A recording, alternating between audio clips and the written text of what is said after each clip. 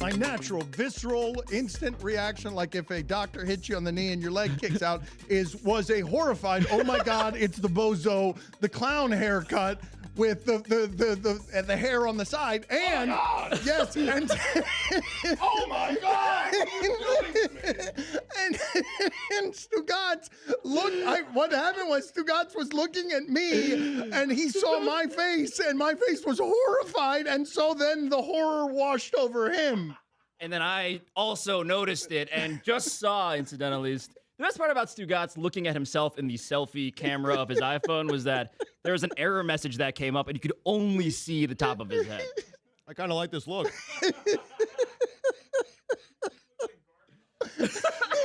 You know, I think there's potential, though, once I get all the hair off. I might actually like it. No, there is potential. There is potential, but now is the worst it's going to look. It will look no worse than this.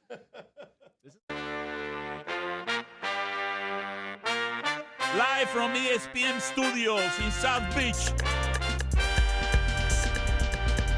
It's the Dan Le Batard Show with the Stugotz.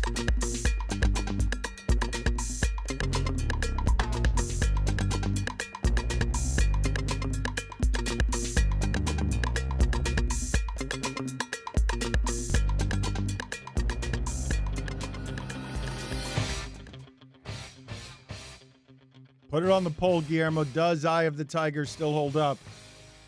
Tweeter writes in, Stugotz, you grabbed the microphone as soon as you started. Your first contribution to the show was an incompetent one. Please don't do that. Thank you. A tweeter writes sorry about in, you have just been fooled, Mike Ryan, into thinking James Harden doesn't have any emotion because you can't see his mouth. Put it on the poll, Guillermo, at Le Batard Show. Have you been fooled into thinking that James Harden doesn't have any emotion because you can't see his mouth? So Stugotz is in New York, and as we get started here, for all the weeks we spent making fun of Lakers management, for all the weeks that we have spent looking at that team and laughing that LeBron James didn't make the playoffs this year, all they had to do was get to this point in the positioning to have a max player that they can then meet with. And now it's being reported that Kawhi Leonard is among those who will meet with the Lakers. And Jay Williams is already out in front of everyone saying if he joins the Lakers, it's super weak. And you have said, and we talked last week, if he goes to the Lakers, would you think less of him the same way you did of Durant? Because, the situations are a bit parallel, although Kawhi won without a championship. If Kawhi were to go to the Lakers, it would turn the league into the same thing it's been, right, Stugotz? You agree with that, right? If it's Anthony Davis, Kawhi Leonard, and LeBron James, it's going to be the Warriors again. They're going to be the Warriors again. Yeah, I would say, it's going to be what the league was with the Warriors, with Kevin Durant. It's going to seem unfair. I mean, that's a threesome. Kawhi, I don't think Kawhi's going to go there, but Kawhi, LeBron, and Anthony Davis would feel much like the Golden State Warriors and feel like a team that could win 3 or 4 titles over the next 3 or 4 years. Yes, absolutely. We have had this conversation for the better part of 10 years with all manner of absurdity where we've asked, what would you do to get LeBron James? Would you make Maverick Carter or Rich Paul the coach of your team in order to get LeBron James? And what you have seen with the Lakers here recently is it doesn't matter. All the noise, all the garbage, they did everything wrong. The Cleveland Cavaliers did everything wrong to get LeBron James back. It doesn't matter. Get him. He's got a gravitational pull. Guy will wave his trade kicker in order to be in Space Jam 2. You give him his This happened yesterday. You saw the report where LeBron is giving Anthony Davis his uniform number, and you saw the reports that LeBron and Anthony Davis are working on Space Jam 2. That's probably worth about $4 million. Like to Anthony Davis, I'm guessing if you tell him those two things, I get to keep my number and I get to be in Space Jam 2. And what kind of endorsements can I get out of being in Space Jam 2? And furthermore, Stugotz, because we can agree on this, Anthony Davis might be a star in terms of performance. Anthony Davis has been a regional player for a long time. He's been a guy who will not have had what he's about to get, which is people are going to see how good he is. They have not been. Basketball fans have, but I'm talking about people getting to know a person. The way we got to know that Kawhi was even better than we thought he was this year, you're about to see the same thing with Anthony Davis. Yeah, he's about to become a national star. The other thing that LeBron has, and LeBron erases a lot of mistakes, a lot of mismanagement, a lot of that stuff. The other thing he has, Dan, is an agency that can help get Anthony Davis so great. To the LA Lakers. I mean, it's absolutely amazing. So he covers up mismanagement. He covers up a lot of your mistakes, and he is still good enough of a player where players want to go play with him in LA and try to win a couple of championships here. He's absolutely amazing, LeBron James. The nation will find out exactly how good, casual fans will find out exactly how good Anthony Davis is, or he'll get hurt like he's always gotten. And Stugotz mentions the agency. I think on the surface, and Sam Van Gundy was very vocal about how good of an agent Rich Paul was and doing the right thing for his client. But how is this the right thing for the client right now? He rejected a Supermax deal. That's fine.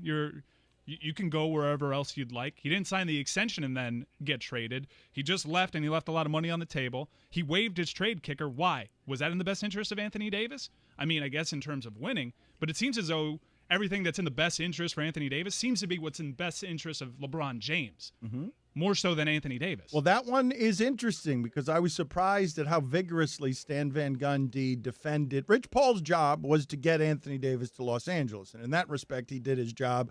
And he became the public bad guy, the face of trying to do that job. But when you look at everything that's happening over there, Stugotz, where it's not just a production company, it's not just a shadow agency, it's that, he goes to Silver and the All-Star break rules get changed. So they have more time. Like, he has got everything in his grip. He's been out of the real game for a season because he got hurt, and now it's Game of Thrones again. I did not see, man, tell me you guys saw this coming. Somebody out there, tell me you saw this coming.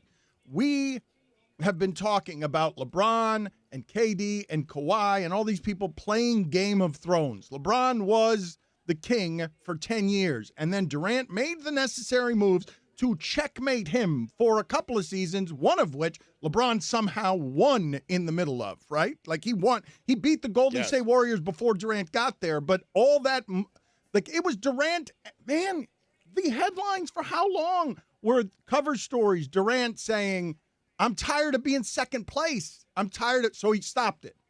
And now it's reversed. And I did not see a scenario from where we were when he went to Los Angeles that it would be changed this quickly, where Kevin Durant gets hurt and LeBron's back in the game and he's back at the top of the game and he's closer to the throne than just about anybody else.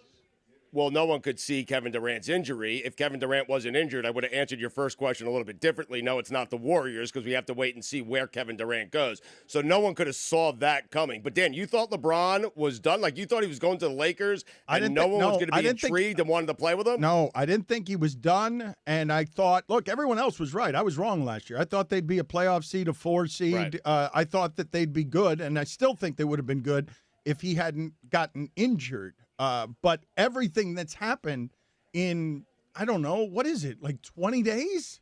20 days. Think about where we were 3 weeks ago when we were talking about the Lakers. Think about how we were talking about the Lakers 3 weeks ago. Yeah, and LeBron's now back in Catbird. However, you mentioned that he's atop the league. The dude that's actually atop the league, the dude that's the best player on the planet, is someone that no one knows anything about. He's a man of mystery. We think he wants to play for the Clippers. Sports books are confused as to who to favor. There's reported interest from the Lakers, and it's being reported that he'll take a meeting with them. But why would Kawhi Leonard do that when he just took down the greatest dynasty since the Bulls by himself? And injuries.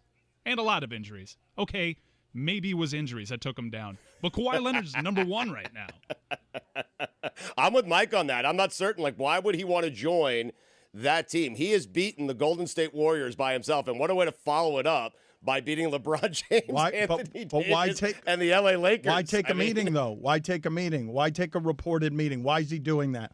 Like, we don't have any idea. We don't have any earthly idea how much he wants to get back to Los Angeles. We don't know because we don't know him, and that, to me, is the most important variable, not winning the championship. If I had a measurement, if I had to take a guess, and I'd be wrong because anyone guessing on Kawhi Leonard's going to get it wrong until he decides whatever he's going to do.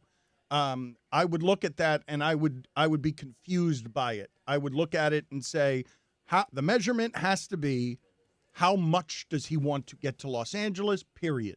Like, it's not about Toronto's not in America. And how much does he want to get back to Los Angeles? If he would just answer that question for somebody, I think we can have the measurement, because why take a meeting with the Lakers? Honestly, you've just won the championship. Why even? Stugotz, you didn't think he was going to take a meeting with the Lakers? You didn't think there was any chance? You were talking. When I asked you, how would you feel? Would you get mad if Kawhi went to the Lakers? You were assuming he wouldn't go anywhere near there. And so you're like, I wouldn't be mad. But now he's taking a meeting with them. And if he goes to them, you're going to start saying again that he ruined the league. I'm going to be furious, but here's the difference with Kawhi Leonard. He's already proven, not once, but twice, that he can be the alpha on a team and win that team a championship. So he has really nothing to prove on that front. I just think it's a courtesy thing he's doing for LeBron James. He's going to take that meeting. But, Dan, if indeed he wants to go to L.A., he can go to the Clippers, the lesser team in L.A., put together his own team that beats the Lakers in the Western Conference Final. That would be great. How about that? I mean, that'd be awesome. Knowing what we know about Kawhi Leonard's style now, it would just be so bizarre. I guess we're all making the assumption that LeBron James is one of the greater offense initiators that we've seen, especially at that size. LeBron's going to have the ball in his hand. It'd just be jarring to see Kawhi Leonard just at on the wing waiting for someone to pass him the ball. Why would he have any interest in doing that when he's a Finals MVP, doing it sort of the way that LeBron did? Why would he have any interest in giving LeBron any sort of credit when he can have all the credit to himself? Seriously, you know LeBron's going to take all of it, Mike. ESPN Radio is presented by Progressive Insurance. Quote, buy, and save on home insurance with Progressive's new Home Quote Explorer, only at Progressive.com. Baseball season is in full swing. Tune in tomorrow as the Red Sox take on the Yankees, live from London. Got issues with that. Coverage begins at 12:30 Eastern on ESPN Radio and the ESPN app. Here's your SportsCenter update. Anthony Davis has waived his $4 million trade kicker, allowing the Lakers to have the cap room to sign an additional max contract.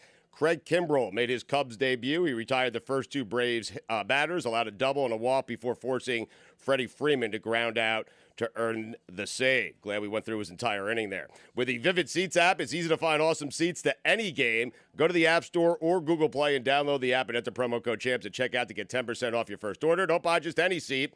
Get a Vivid seat. For all the latest headlines and information, tune in to SportsCenter on ESPN Radio all throughout the day. More than Stu from the Clevelander on ESPN.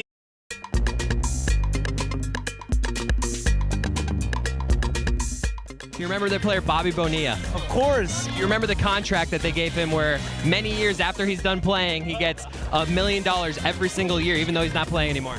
That's true, yeah. It's absolutely going. Are you cool with that contract? To be honest, not really. It's not fair. If Bobby Bonilla was near you, what would you say about the contract? I think that he should really donate the money or do something good with the money. I think that he should do something good with it. Right. Okay. Well, back to you. Oh, wait, I think Bobby Bonilla is right behind you.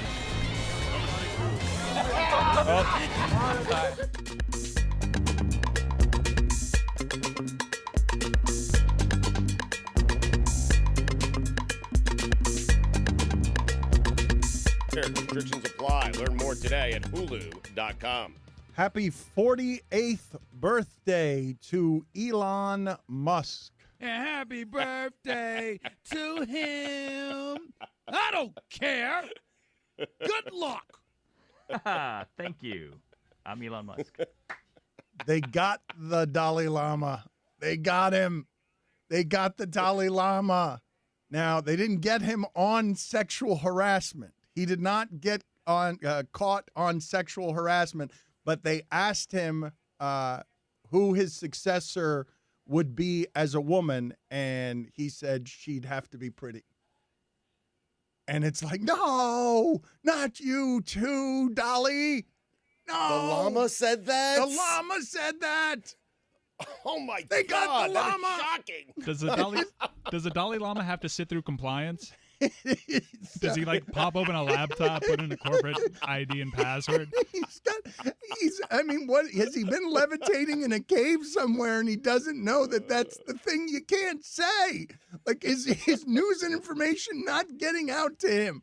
that you can't have the Dalai Lama saying, hey, my successor could be a woman, but she better be hot. Now, I'm not quoting him there. I'm paraphrasing. I mean, make sure we make that distinction. So is the Dalai Lama getting called into HR? Does he have to meet with human resources? What he's got to apologize, right? Or what does he have to do? Does news even get back to the Dalai Lama that he stepped in it? I mean, he's a deity. Are the rules different for the Dalai Lama? It's a fascinating question, Dan. How does this all work? I don't know. mean, this is crazy. I'm not sure, but when you've gotten the Dalai Lama on, being a little bit of coming from privilege, he has not been reading the news, has he? He hasn't been listening or watching the news to know that he's been too close to God spiritually to notice that you can't say my successor has to be hot. Can you guys get me the direct quote and the sourcing on that, please, so that I could put the blame and responsibility on someone else? For those of you who are just joining us and hadn't heard that news, Stugotz, have you heard the news that Stephen A. Smith is now reporting? Have you heard the news? Yes or no? I have not heard the news. What is his most recent report? He's hearing it's Kevin Durant and Kyrie to Brooklyn, that it's done. That what he's hearing is that it's before free agency has even started, that it's it's Kevin Durant and Kyrie Irving are headed to Brooklyn. That's interesting. He's been kind of back and forth. He has been firm on Kyrie Irving going to the Nets. He's been back and forth on Kevin Durant, whether it's going to be the Knicks or the Nets. Yeah, that's really disappointing. Like, Dan, like I said yesterday, if the Knicks can't land one of these big-time free agents, you have to start to wonder if players simply just don't want to go play for that owner. You have to start to wonder that. They have all this money. They were set up perfectly for this. And now it appears like a bunch of guys don't want to go play in that building for that team, for that owner. And my best guess is they just don't want to play for that owner. Fine with the building, fine with the city, don't want to play for James Dolan. You better prepare to be laughed at for another 10 years as a Knicks fan, because this is the most brutal thing that could possibly, I'm not even kidding you, that of the possibilities, the most brutal thing is, they're coming to New York. They simply want to be 20 minutes away. Mike, give me a Dalai Lama report. Okay, so this story comes from the BBC. He sat down with a Southeast Asian correspondent and was asked about a woman being Dalai Lama. He said, a female Dalai Lama, and then paused and pulled an unattractive face before continuing, I think the people would prefer not to see that face. It's even worse than I thought it was. Wow. I mean, what terrible judgment by the Lama. I mean, put it on the poll, Guillermo. Was that terrible judgment by the Lama? It really drowned out his other point about supporting women's rights and equal play in the work, pay in the workplace. Which brings me, of course, back to Liam Neeson, who also supports equal pay in the workplace. And Liam Neeson provided us with some of the best sound that we've ever had around here, which is to support equal pay right up until you have to imagine what it is that equal pay looks like. And they ask you if you're going to take that money out of your own contract. This is what Liam Neeson had to say. And it's courtesy of the AP. There's a lot of discussion about it and a lot of healthy and necessary discussion about it, because the disparity sometimes is disgraceful. How do you think we can move past that? We're starting, and it has to start, and it's starting with these extraordinary actresses and brave ladies, and we as men have got to be part of it. We started it, so we have to be part of the solution. So would you take a pay cut to kind of equal things out? No, pay cut? No, that's going too far. Dance, puppets, dance. Mike, can you give me an update? What is Ian Bagley reporting? Is he supporting the Stephen A. Smith report? Bagley tweeted, he covers the Knicks and the Nets for SNY, and he says there have been some strong suggestions on TV and radio. This is on the heels of what Stephen A. Smith has been saying, that the Brooklyn Nets are front runners for free agent Kevin Durant. The notion is not accurate. Sources familiar with the matter tell him. So you've got conflicting reports here. Stephen A. said he was going to stay out of this stuff, and he can't help himself. I'm riding with Sass. He said he doesn't want near some of this stuff. He said it's the most afraid he's ever been, reporting that LeBron to Miami thing many years ago. So afraid he jumped right back into the game. Yes, he did. He really did. Casper, people, the weekend is here, and we've been telling you about Casper because they make our lives more relaxing. Tell them, Stugotz. Yep, not sleeping lately? Are you drenched, covered in sweat? Get rid of your heat-trapping mattress this summer and get a Casper. The Casper mattress combines 4 layers of pressure-relieving foams for all-night comfort. Plus, breathable foams are designed to keep you cool all night, all summer long. Sleep cool and comfortable every night. Get a Casper. Try yours for 100 nights with free shipping and returns. Head over to Casper.com right now to take advantage of their summer blowout. You'll get $100 off every $1,000 you spend only at Casper.com. Additional terms and conditions apply. See Casper.com/terms. Oye, this is Dan Levan.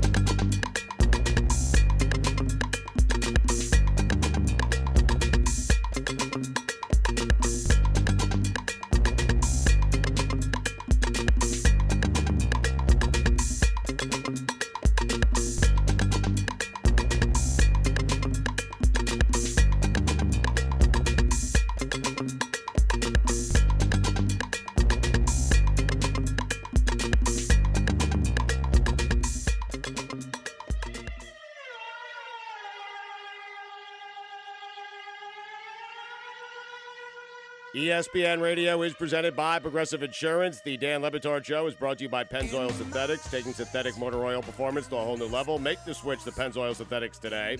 Guests on the Dan Batard Show appear via the Shell Pennzoil Performance line. Here's your SportsCenter update. Anthony Davis has waived his $4 million trade kicker, allowing the Lakers to have the cap room to sign an additional max contract. Craig Kimbrell made his Cubs debut. He retired the first 2 Braves batters, allowed a double and a walk before forcing Freddie Freeman to ground out to earn the save. And finally, Jack White says he has never owned a cell phone and thinks they are an addiction. In an interview with a UK news channel, White said he thinks it's nonsense that people are unable to walk down the street or be at concerts without staring at their cell phones. I agree with Jack. For all the latest headlines and information, tune in to SportsCenter on ESPN Radio all throughout the day. Guillermo, put it on the poll, please. Is Jack White right when he says cell phones are an addiction? I believe and I feel that Stugotz, who is in New York, we will talk to Tim Kurkjian in 30 minutes. Roger Bennett, Men in Blazers, will be on with us 12:30 Eastern. But I believe Stugotz is representative of what basketball fans are feeling right now as we head into free agency, which is the transaction is more fun than the action sometimes. Tomorrow is better than your team's today. Hope is a great thing to traffic in if you're in the emotion business. And I think, Mike, we're going to get to watch Stugotz in real time experience these conflicting reports where you get Stephen A. Smith saying one thing. This is the fun time of year, the pain, the up and down. This, because when you get the report from over here, you're searching and scouring every corner of the internet to see if there's a crumb somewhere that your team's getting a meeting of some sort with one of these star players. There shouldn't be a draft. There shouldn't be a salary cap. There shouldn't be these restrictions on free agency because look how fun it is when they open the doors to freedom. Man, I miss it so much when the Heat were in the mix for all these people. Your eyesight would legitimately be affected by looking at your phone all damn day for a nugget. Just the guys, tidbit. think about this.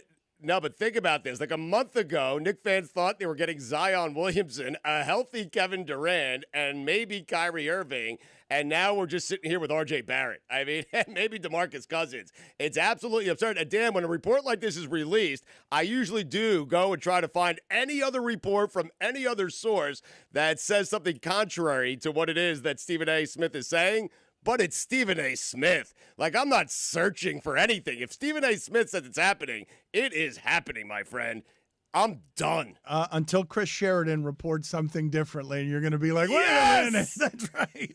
I'm back, baby.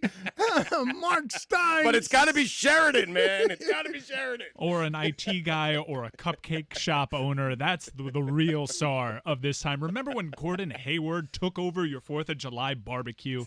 You couldn't grill a burger without checking a Mark Stein tweet. What is going to happen? There's a countdown on Get Up.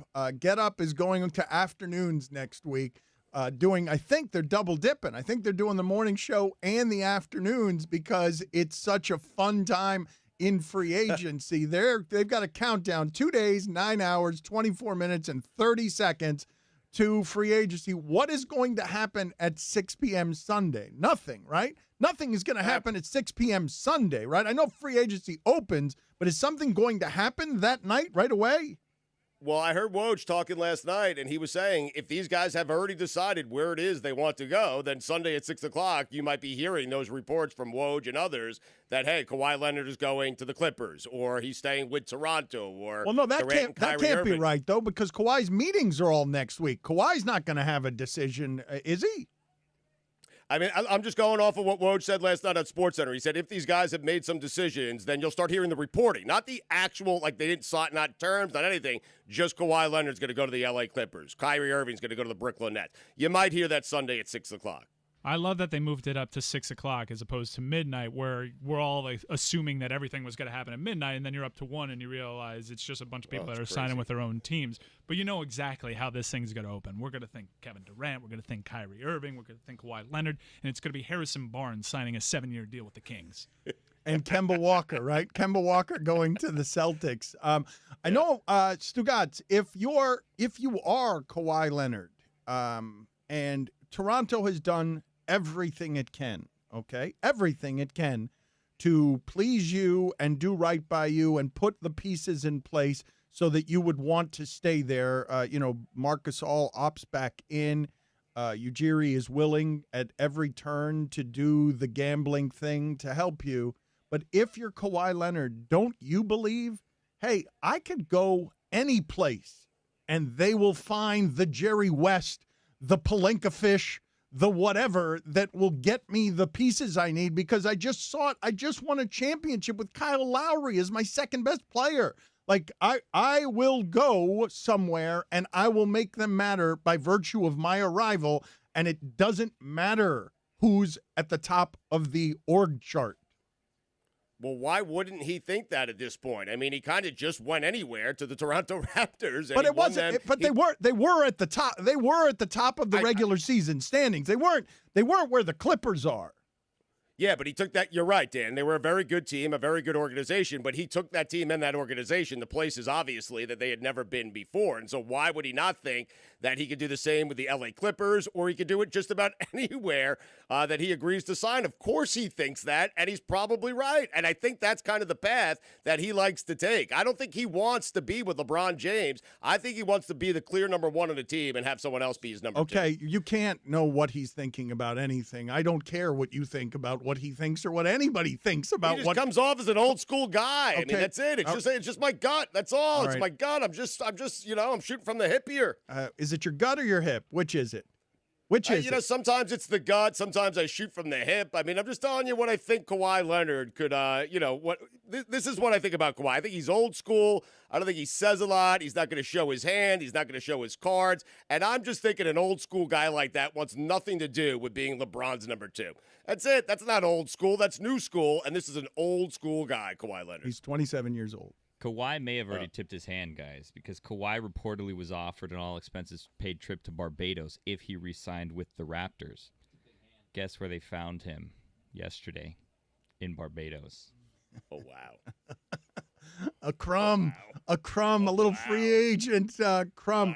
Wow. I will say this, though, Stugotz, as it regards Kawhi Leonard. He can think that he can make anyone that, but he's only known what it's like to play for good organizations. He's only known what it's like to be at the top of the standings. He's only known that when you get to the place is already good. Because we could say whatever we want about him joining the Kings and making them good, but he's only gone to organizations that are at the top of the standings. Yeah, so if he goes to the L.A. Clippers, though, do you think it's going to be any different? Do you not think they're going to be at the top of the standings if Kawhi Leonard goes there? I understand what you're saying. I'm saying, though, that it can't be anywhere. I mean, Anthony Davis was just very good for the Pelicans and didn't do anything. I mean, Damian Lillard has been great and can't get out of the second round. But I wouldn't say the Clippers are anywhere. They proved that they can play Golden State tough even without Kawhi Leonard. Danilo Gallinari has been a good signing for them. Lou Williams is only on an $8 million deal. They got $49 million worth of cap space, so they can get Kawhi and continue to build out that roster. Kawhi going there to an already good team might actually make them just right up there with the Lakers. Let me put this out there just real quick before the buzzards come in and get me. Yes, Damian Lillard got out of the second round last year. It just didn't feel like it once he arrived in the third round. What did you have for me, Stugotz? Dan, like we did this thing with Michael Jordan where I remember you and I saying any team at the time in his prime, if he went to any team, that team automatically became a championship contender, certainly a playoff team.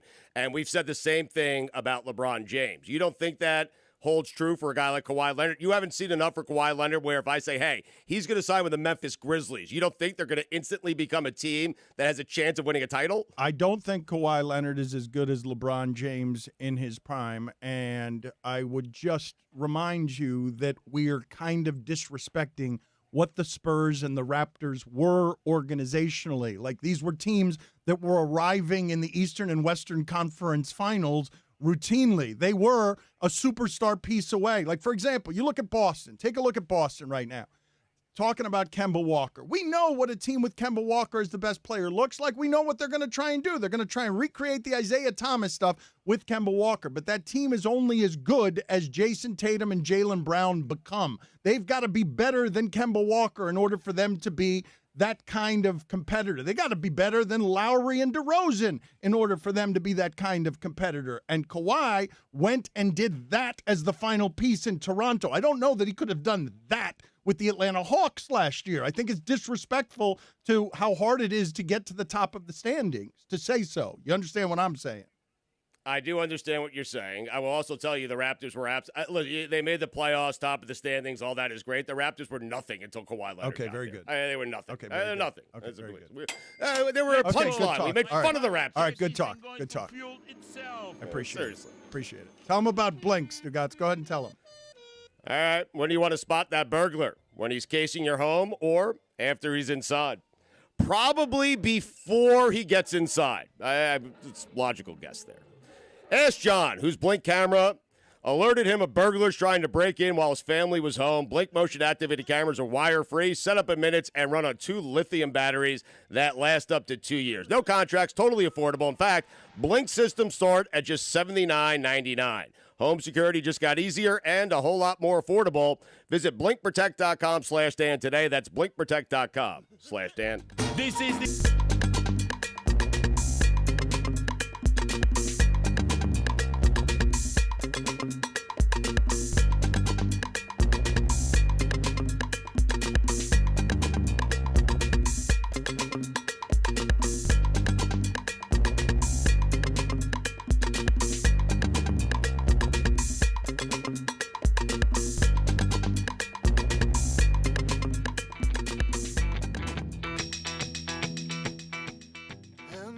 Tim Kurkjian going to join the show in about 12 minutes here on the Shell Pennzoil Performance Line. Get in touch with the show anytime to the 1-800-Flowers Twitter feed at Batard Show at Stugotz790. You know what never goes out of style? Surprising a friend or loved one with a dazzling bouquet or arrangement from 1-800-Flowers.com, starting at just $29.99. To order today, go to 1-800-Flowers.com/ESPN. Guillermo, put it on the poll, please. Is the Dalai Lama's face all that?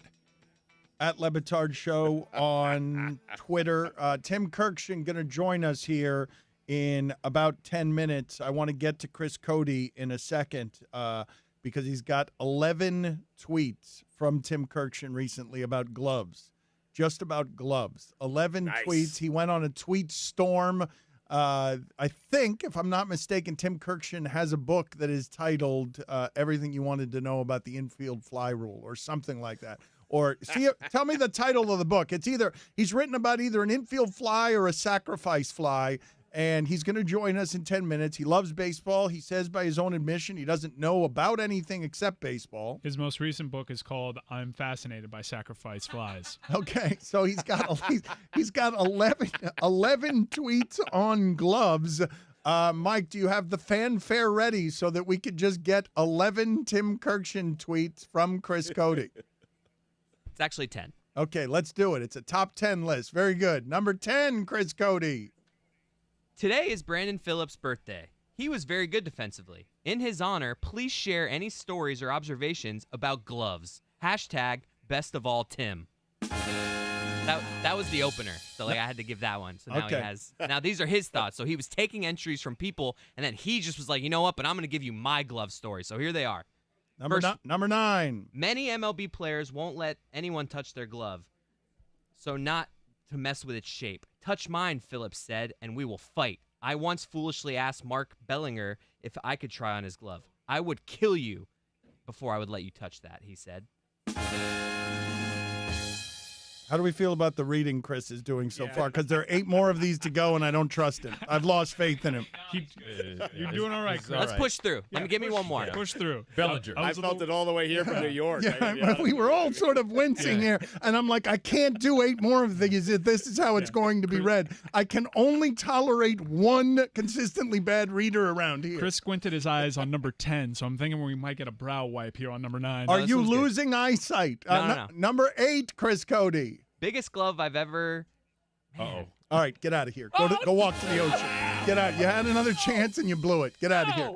No. Stugotz, do you know it's going to be a terrible weekend for him? Like, what am I going to do with that? What am I going to do with that? Oh, man. We're sending him down to the minors. I think he might have lost his confidence. You got to feel for the kid. You hate to see it. No. My stomach. Why are you making those faces? Wait a minute. Am I the jerk here? No. Well, I've just been there. I mean, you apply this pressure, and oh, God, I feel it. Guys, Chris, he had 8.5 more. I couldn't keep going. He wasn't going to make the clock. I couldn't keep going. He stumbled out of the box on number 8, and he was going to keep getting worse. He sat there and he typed out each of those damn Tim Kurkjian tweets on gloves. He was going to come strong and he was going to soar into the executive ESPN skies. There was going to be a spinoff based on the work Chris Cody did there, and he vomited on his shirt. We've been in post-show meetings where he says he doesn't like reading, and that's where he gets uncomfortable, and then he was setting up himself for 10 different times he was reading. Billy, why do you think this is on me? You think it's my fault? I mean, because he was not doing the best, and then it was just kind of like, oh, you're really bad at this. Don't mess it up again. This is your last chance. Don't be terrible at this. Oh, you're terrible. Get out of here. Here's the thing, though, Billy. This is the problem with your assessment of things, because I know that you always look at these things through your prism, okay? If I don't cut some of this stuff out with Chris Cody when he gets to stumbling and becomes the puppy stumbling around on the kitchen floor that's slippery, if I don't cut you off when you get to yammering, things like this happen. Well, Charlie had this. Charlie, as far as I know, so just Charlie's title in my Are you going to say anything? Well, I was almost there. It was just 1 or 2 syllables away from really getting. It was kind of like tires spinning on a wet road. Like I was about to really get a good grip of that sentence. Man, you're really lashing out at everybody. Wait a minute. How is it on me that everyone's incompetent? It is time to talk baseball with Tim Kurkjian. Shimmy, shimmy, ya. Shimmy, yam, shimmy, ya. I'm a dirty old dog all day. No way, Jose. Your girl only go one way. Ah, ye madre. Every week during the baseball season, ESPN's premier baseball insider joins Dan and Stugotz to drop some hardball knowledge and take your calls. 2 + 2, I'm gonna undress you. 3 and 3, you're gonna undress me. 4 and 4, we're gonna freak some more. Here is Dan Batard, Stugotz, and Tim Kurkjian on ESPN Radio. ESPN Radio is presented by Progressive's Home Insurance. Get your quote at Progressive.com today. Guest on the Dan Le Batard Show appear via the Shell Pennzoil Performance Line. Tim Kurkjian going to be there in just a second. I got Jay Williams standing next to me, the Kevin Durant whisperer. Don't you call me that. Don't you do that. Oh, I'm hoping you can make me feel better. Here, we can share a microphone. You are the absolute worst. Stephen A. hasn't gone to Brooklyn. I'm hoping Jay Williams hasn't gone somewhere else. Well, wait, no, we're going to find out in about 3 days. Well, you already know, I think. Yes, I do. You but do? I'm joking. I do not know. But maybe I do. I don't. Give me some good news heading into the weekend. Anything. That's all. Okay. Here's your sports. He knows. He knows. He knows. Yeah, Lebedard says you know. He knows. Lebedard He says knows. you, and He Lebedard knows. knows you very He well, knows. and you know He damn. knows. He says he knows. He Yeah, knows. yep. He knows. Here's your Sports Center update. California Assemblyman Adam Gray has introduced legislation that will authorize sports betting. Tournament host Brazil defeated Paraguay on penalties to advance to the Copa America semifinals and will face the winner of Venezuela-Argentina. And finally, Jim Irsay spent $5 million on David Gilmour's guitars. Rolling Stone asked Irsay why he spent so much. His response, quote, I just bleeping love Pink Floyd, man. Yeah, okay. For all the latest headlines and information, tune in to Sports Center on ESPN Radio all throughout the day. Chris Cody just said to me just now, he said to me, man, I should have ended that with I'm Chris Cody, ESPN. And Billy just looked at him and said, yeah, that's what you did wrong there.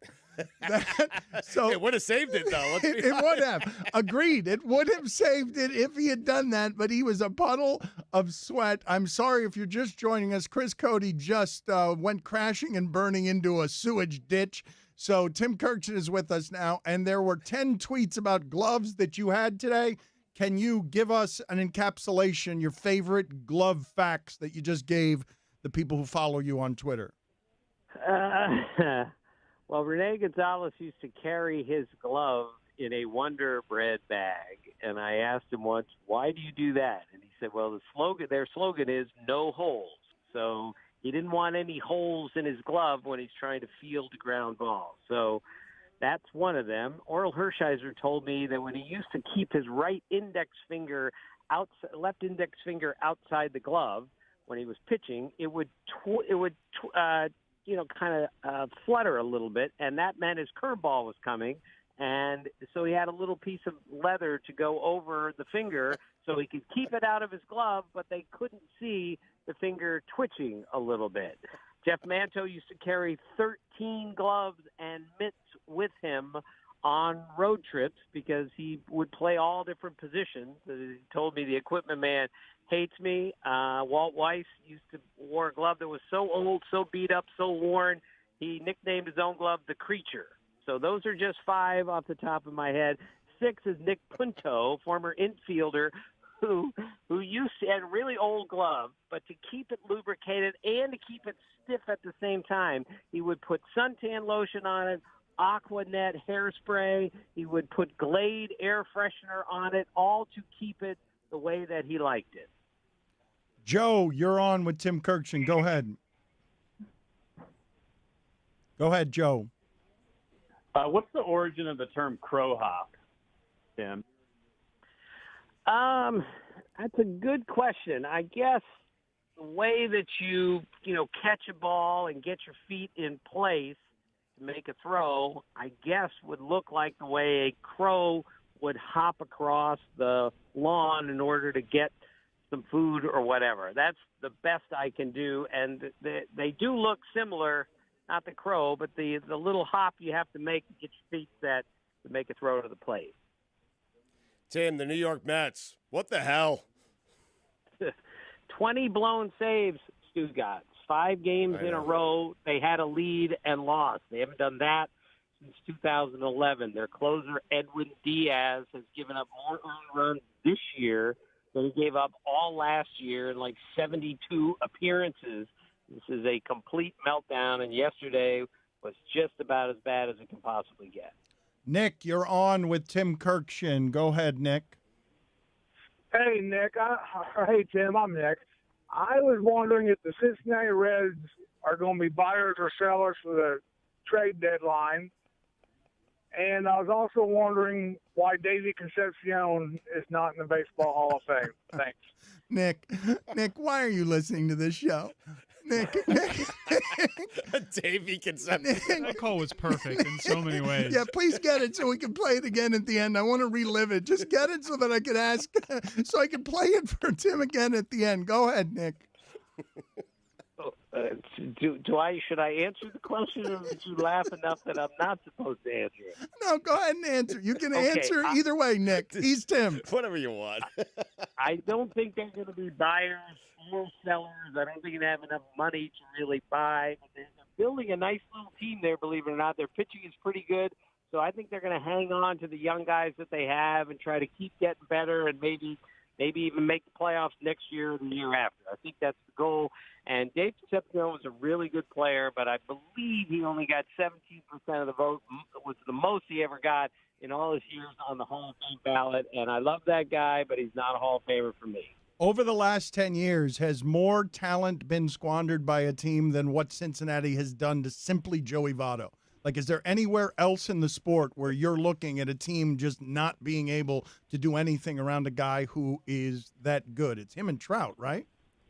I think it's much more Trout than Votto, and Votto's been to the playoffs a few times and they haven't won, but your point's well made. They haven't done enough to help him, but he's also a different character. He's a great player, and he's going to be in the Hall of Fame, and he's going to deserve it. But he's also not the guy that's going to change the way he plays in order to, hey, this is what our club needs. I need to drive in 120 runs, which he could. He is very disciplined in what he does. That's what makes him such a great hitter. Sebastian, you're on with Tim Kurkjian. Go ahead, Sebastian. I have two questions. First one, Joey Gallo has been he just came back from an injury. What do you think the Texas Rangers need to do to probably use him to make the postseason? And second question, toilet paper, over or under? Under on the toilet paper, but I can go either way, certainly. And I love the way the Rangers are playing this year. I don't think they're going to have enough to make the playoffs. And if they're going to make the playoffs, they have to add another quality starting pitcher, which I don't think is in the cards. But that team can hit, and Joey Gallo can really hit when he centers one. Mike, you are really disgusted with Tim Kurkjian right now. I appreciate that Tim Kurkjian will answer anything. I don't appreciate how you're judging him for being an under. No, you gotta be over on the toilet paper. It makes no sense to go under. And Chris Cody turned to me and said, "I'm an under guy." Yeah, you go under for sure. You don't. Okay. Go ahead and put it on the poll, Guillermo, at Batard Show. Toilet paper, you're an over or an under person. Christopher, you're on with Tim Kurkjian. Go ahead. Firstly, what's your karaoke song? And secondly, if you had to pick one meat forever, what would it be? Beef, chicken, pork, or fish? Thanks.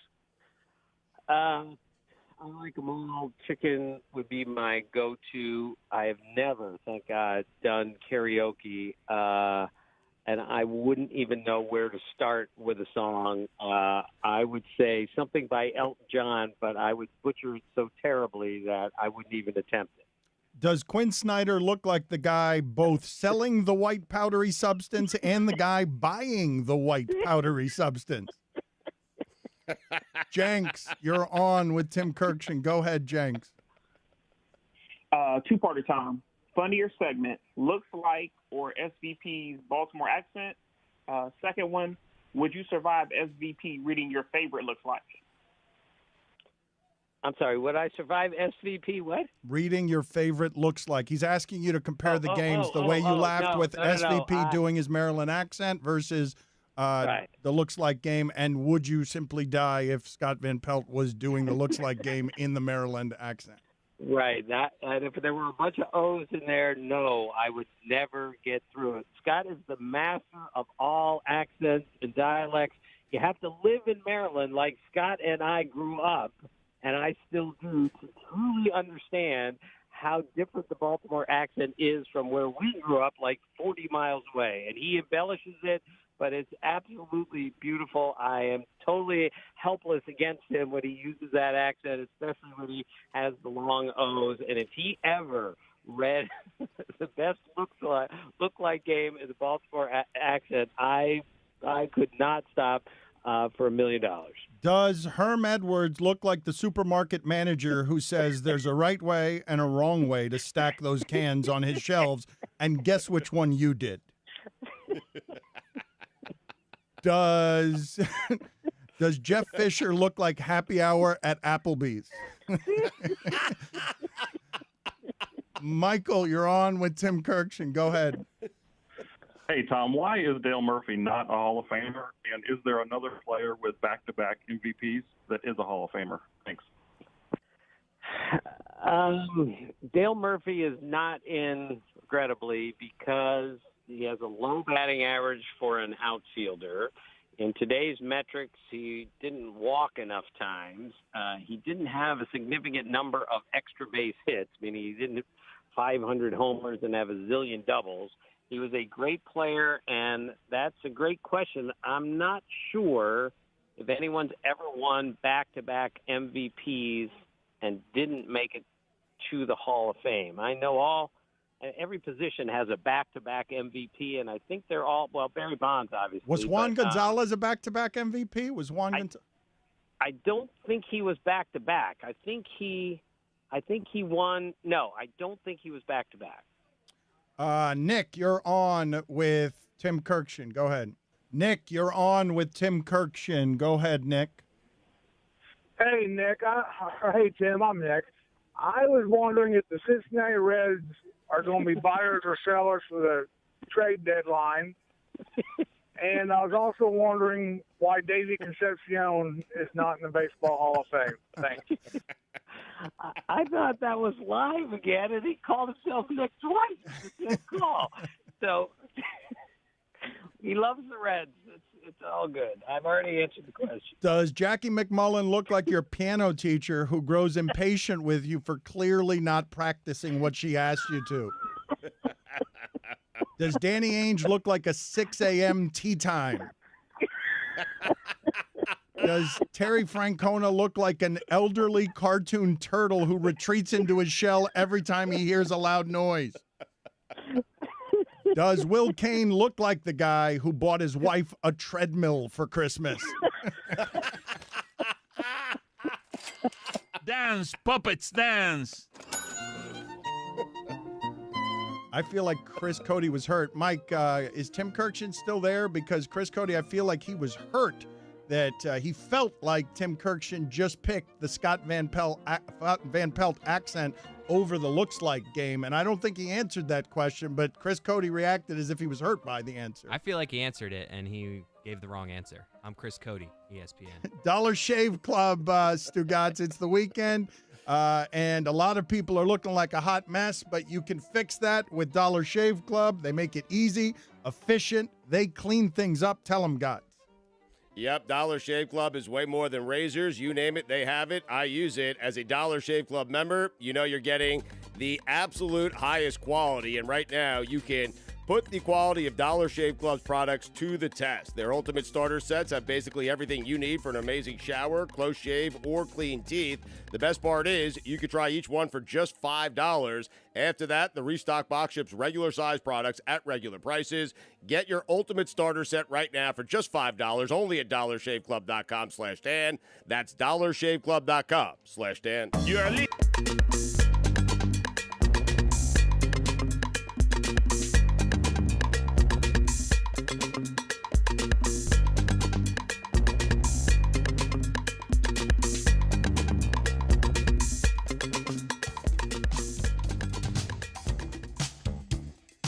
Get in touch with the show anytime through the 1-800-Flowers Twitter feed at Le Batard Show at Stugotz790. If you missed any of our interviews, go check them out on demand in the Dan Le Batard podcast, brought to you by the Capital One Saver Card. Earn 4% cash back on dining and entertainment, 2% at grocery stores, 1% on all other purchases. Capital One, what's in your wallet? Dan, it's time for Straight Talk. It is brought to you by Straight Talk Wireless. At Bosch Roarface is letting me have it on Twitter. He says, Dan Le Batard keeps saying Kawhi won with only Kyle Lowry as the second best player. Did he watch any of the playoffs? Because clearly Pascal Siakam was the second best player. He's that guy. Okay, fine. You win. He's right. I mean, yeah, that's fine. I mean, it's okay. One of them averaged 19 points. One of them averaged 16 points in the final. One of them shot 50%. One of them shot 40%. Okay, fine. You got me. You cornered me, and you got me. He made you look it up, though. He did make me look it up. Wow. And so I looked it up, and he was right, and he got me. Pascal Siakam was slightly better than Kyle Lowry during the playoffs. How good is that guy feeling headed into the weekend? He's feeling so much better than Chris Cody. Way to go, Bosch Roarface. You got me. So did you see what Kiki Hernandez did of the Dodgers, Stugotz? Because this is pretty funny. There were some hecklers. I think the game was in Colorado, and the hecklers were hitting him with just the lamest stuff, and you can hear him. It was being picked up by the near home plate mics because the hecklers were right behind home plate. It's Kike. That's a fine. It's Enrique, actually, and I thought Mike said Kike. It is Kike, but Enrique is there's no, not to Stugotz it is.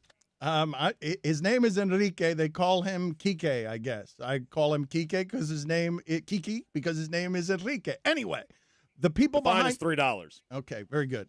The people behind home plate were telling him that he was small, that he was worse than their grandmother, that he didn't have any power, and then he just hit a 3-run bomb in a tie game late to the opposite field. And when he came around the bases, because baseball still got its unwritten rules and you can only be so rude to people, he simply went to where the hecklers were and just started blowing kisses in their faces, like the most gentle way possible. After hitting the ball about 400 feet, to how bad did those guys, or did they feel good, Stugotz? You've got the personality and the temperament of a heckler. Do they feel good in that moment that their team just lost the game and the guy who came back after hitting the home run that cost them the game sort of gave them the credit by blowing kisses at them?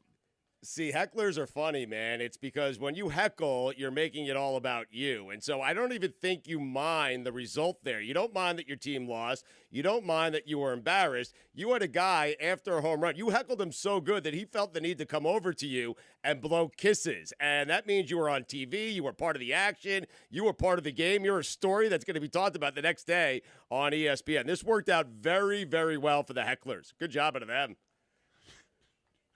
Stugotz is pro heckler. Put it on the poll, Guillermo. Are you pro heckler? It needs to live up to it.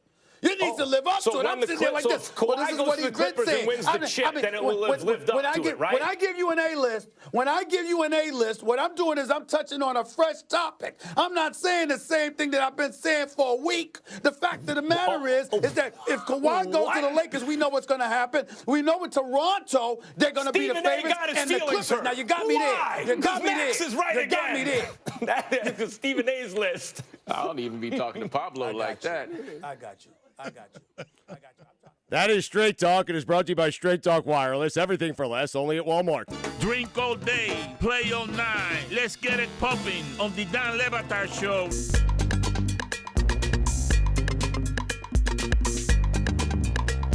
How is that? It's the Peach Bowl. I don't know. I didn't even think it was a New Year's Day I bowl gotta when we were tell growing you, up. even as a peach in the fruit community, the peach isn't respected. The most respected fruit is the apple, right? Has to be. The banana? Let's do some fruit rankings. And peach isn't even others receiving votes, is it? Peach doesn't even come out on the list of best fruits when I Google it. Strawberry, apple, banana, blueberry, grape, blackberry, watermelon, pineapple, cherry, orange. That's a cranberry, strong top 10. Cantaloupe, avocado, pomegranate. I mean, I don't see peach anywhere on here. Blueberries.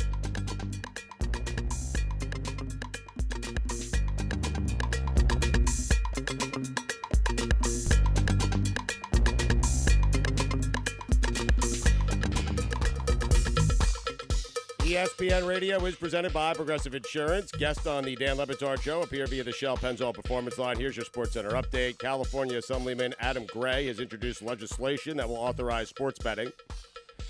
Tournament host Brazil defeated Paraguay on penalties to advance to the Copa America semifinals and will face the winner of Venezuela-Argentina. And finally, Paul Rudd has agreed to star in Jason Reitman's upcoming Ghostbuster film. Did I say that right, Mike?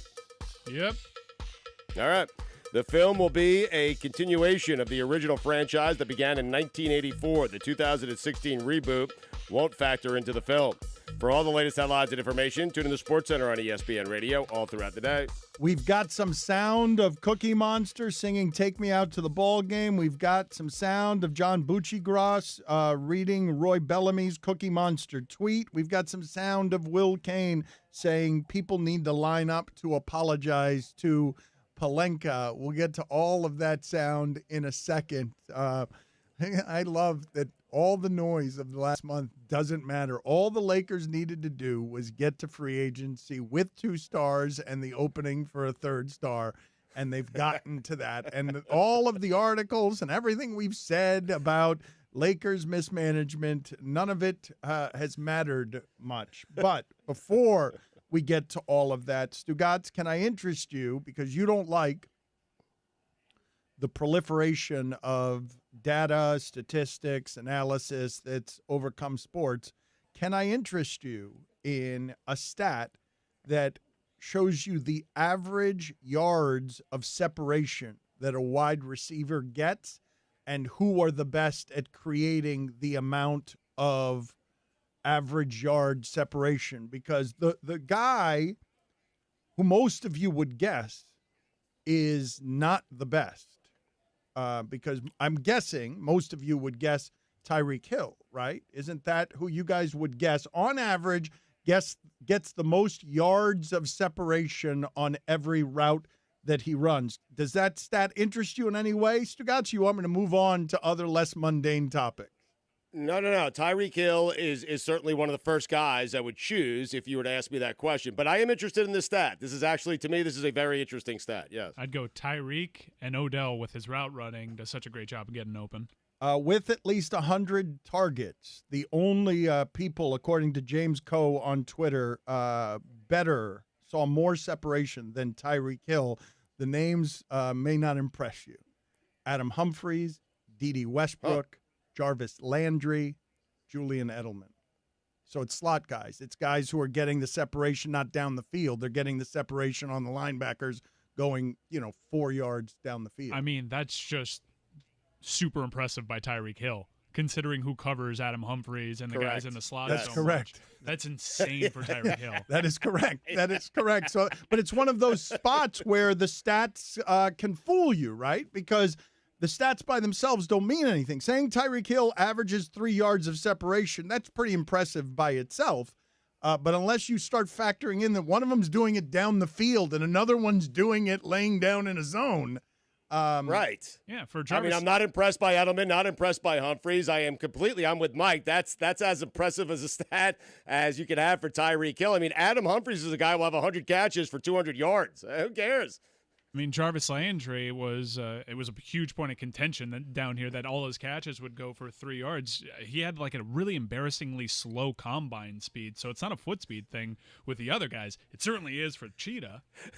Mike, it's a defense saying, go ahead, take that Adam Humphries 2-yard play. Have fun with that. Why is that stat the one that's interesting? Why were you interested there? You are generally against more information. You are anti-learning. You are anti-wisdom. You are. Why did that one get you? Is it just because it's football? Yeah, it's football. We haven't had football in a while. It's coming, and it's coming quickly, Dan. I'm just preparing everyone, okay? I mean, before we know it, it's going to be here. And it was a nice little stat. Like, I like that. Like, separation from the guy that's covering you is I'm interested. I'm always interested in guys who can get open, Dan. Guillermo, put it on the poll. Is football coming quickly? At Le Batard Show on Instagram. It's why the league, for several reasons, the league's ruling on Tyreek Hill, whatever sort of disciplinary action they choose, is so interesting because they've paired the guy that can run faster than anybody in the league with a guy that can throw harder and longer than anyone else in the league. Billy, what do you got for me on this Cookie Monster? Does this need any setup, the Cookie Monster sound that you've been advocating for all show? For those of you who don't know who Cookie Monster is a regular on Sesame Street. He's blue, and he eats cookies. Chicago Cubs play baseball, and in the 7th inning, they take part in the 7th inning stretch. Take me out to the ball game, if you will. So in Wrigley Field, where the Cubs play, Cookie Monster, again, the blue cookie-eating Sesame Street resident, sang the national anthem yesterday. Courtesy of NBC Sports Chicago. Today, C is for Cubby.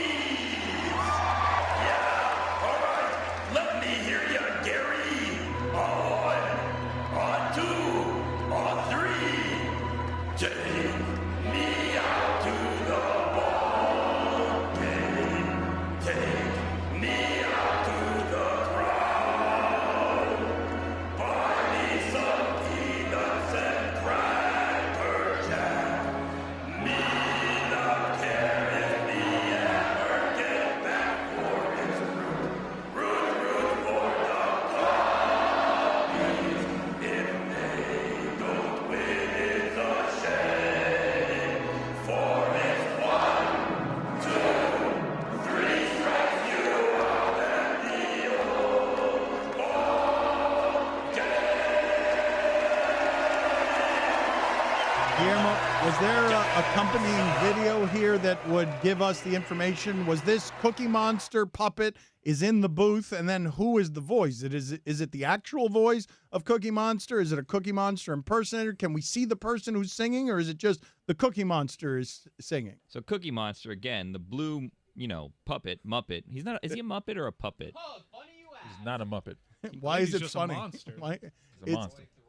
Put it on. Okay, funny you should ask, because John Buccigross has opened this debate with Roy Bellamy's tweet in his arsenal. High school basketball teammate of mine, Mike Wolkowski, watching back in Ohio. He texts me, tell your sidekick that Cookie Monster is not a Muppet, according to my daughter. Roy Bellamy from the Batard show, he says no, he's anti. He's a monster like Elmo, Grover, and Telly. Our boy Jeff Passan, heresy to call Cookie Monster a Muppet. Okay, put it on the poll at Lebatard Show. Wow. What is Cookie Monster? A Muppet, a puppet, or a monster? The real story here. Roy, you made it, man. How'd it feel? Congratulations, Roy. Jeez, thank you, guys. Bucci. Bucci, man. Here is the Will Kane sound on how we all need to line up to apologize to the Palenka fish. Rob Pelinka has been taking slings and arrows for weeks now. He's been taking the insults of NBA legends like Magic Johnson. And again, in the wake of this trade, he was taking the insults of people with microphones, commentators, analysts, talking heads, personalities, people like Will Kane, who said he didn't know what he's doing. He couldn't manage a cap. He didn't understand the timing of a trade. He wasn't getting maximum value for the Lakers. What a moron. This is where the line starts. This is where the apologies should begin to come in. There are many. We can line them up out the door, down the street, up the block, and around the country. And as you're telling Rob Pelinka, I apologize for underestimating you, you can kiss his butt. Wow. Why does Will Kane always whisper when he says his own name? It's weird. Why do I have to kiss his butt? Why can't we stop short of kissing his butt? The apology's not enough. I've got to apologize and kiss Palenka's Rob Lowe butt. Cookie Monster is a Muppet, according to Wikipedia. So, there's that. Oh, I firmly disagree. But it has the name Monster. I mean, it's in the name. It's a monster. Because it doesn't work to call him a Cookie Muppet. That's not the same thing at all. The Cookie Muppet. We don't have. Do we have any additional reporting we could give this Cookie Monster story, Billy, or you just wanted to play the sound? Is there anything else interesting here? Well, no. Cookie Monster, again, Dan, is the blue, now known Muppet who eats cookies on Sesame Street, and he made a trip down to Wrigleyville and Wrigley Field, and he was in the booth, and he was singing, "Take Me Out to the Ball Game." That's all. Break out the red panties. We are rich, baby. Did you see the video? Was the video funny? Yeah, it was Cookie Monster, the blue Muppet from Sesame Street who eats cookies in the booth, and he was singing "Take Me Out to the Ball Game" live. Dollar Shave Dan, Club. how hard was he pushing you to play that sound, Dan? How hard and for how long was Billy pushing you to play Billy. that sound? You know Billy. Billy just every time I walk by, there's just shouting, "Hey, the Cookie Monster sound!" And there it is. A big victory for you today, Billy. Congratulations. You're an adult. Yeah, and you seem to feel like it was worth it, huh? Dollar Shave Club has the tools to keep you clean and groomed. Tell them, Stugotz. Dollar Shave Club is way more than razors. You name it, they have it, and I use it. As a Dollar Shave Club member, you know you're getting the highest quality, and right now, you can put the quality of Dollar Shave Club products to the test. The Ultimate Starter Sets have basically everything you need for an amazing shower, close shave, or clean teeth. The best part is you can try each one for just $5. That's it, $5. After that, the Restock box ships regular size products at regular prices. Get your Ultimate Starter Set right now for just $5 only at dollarshaveclub.com/Dan. That's dollarshaveclub.com/Dan.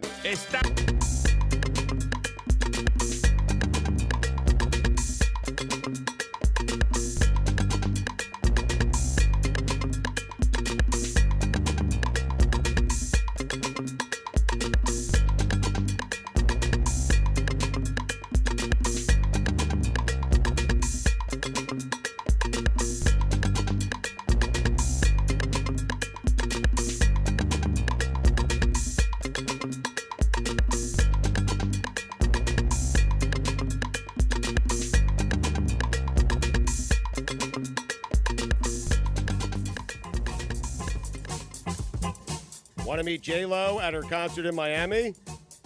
Yeah, do. Or go behind the scenes on Good Morning America with Michael Strahan. What about a night in Cinderella's castle at Walt Disney World? Now's your shot. The 2019 ESPYs auction goes live on June 30th. You can bid on over 80 once-in-a-lifetime trips, events, and unforgettable sports experiences. All proceeds benefit the V Foundation for Cancer Research. Join us starting June 30th at ebay.com/ESPN. Don't miss out. Guys, can I just re-ask the question real quick of the shipping container? Is it sufficient for us in the show to apologize to Rob Pelinka, or should we also have to kiss his butt? Because I don't feel like that was necessary from Will Kane. I feel like he really crossed the line there. I think an apology would have sufficed. I don't think actual butt kissing necessitated. But maybe I'm wrong. Maybe you guys disagree. The butt kissing, we shouldn't just apologize, but we should crawl up to him and kiss his butt. I've always been a Pelinka guy. I was going to kiss his butt regardless of him being proven right on this trade. I've been a Pelinka guy since I called him 10 years ago, and he swore I was Carlos Boozer, despite me telling him several times I wasn't, and him totally ignoring that. That's your only Rob Pelinka story. Billy, thank you in the last segment for telling us 3 times who the Cookie Monster was. You're talking about the blue Muppet that lives on Sesame Street that eats cookies? Yeah, I wish you had Monster. that kind of fact-checking zeal when it came to saying "take me out to the ball game" instead of the sound I thought I was throwing it to, which is the national anthem. You said a couple of different times that Cookie Monster was singing the national anthem, which I'd be here for because I believe that you put it on the poll. What's more disrespectful during the anthem, Colin Kaepernick or Cookie Monster singing it? Like, which one disrespects the national anthem more? Because that was different sound than what I thought I was throwing it to. I thought I was throwing it to Cookie Monster singing the national anthem. When "Take Me Out to the Ball Game" does make more sense. Oh, I really would. Can you see? Very good, Roy. It would have been better if Stugotz was here instead of New York. Stugotz, you were saying.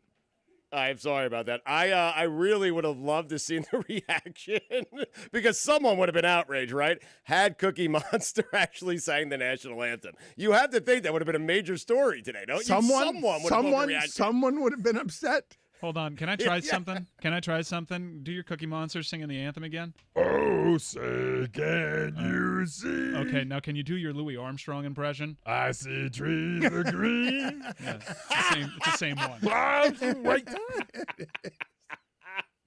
It is. They're suspiciously similar. Nice ear for that. I thought both impersonations were good, and then I realized that it was just one impersonation. And I think to myself, what a wonderful world. So there is some new reporting coming out on Kyrie Irving. And if you guys are following this stuff, on Sunday, free agency opens. It's a fun time to talk about things. Stephen A. Smith is now saying that what he's hearing at every turn, and Stephen A. Smith wants it to be the Knicks.